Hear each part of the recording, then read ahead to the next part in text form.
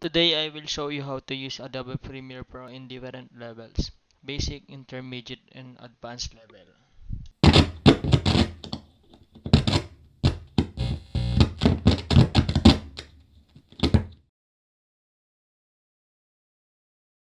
The basic level, importing and trimming.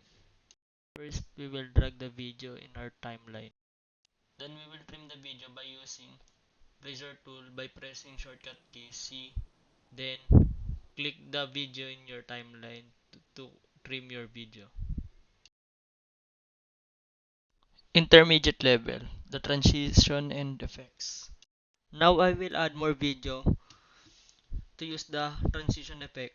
First, I will go to the top left, the effects tab, then click some transition effects, then drag it to the second video to apply the transition effect.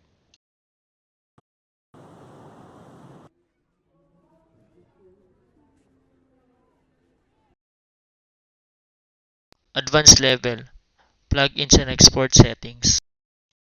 Install a plugin, and after installing the plugin, click the window tab at the top, then click extensions and click the plugin you installed. Now let's apply some plugins we installed.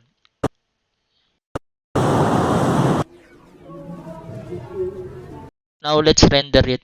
Press Ctrl M to show the render settings.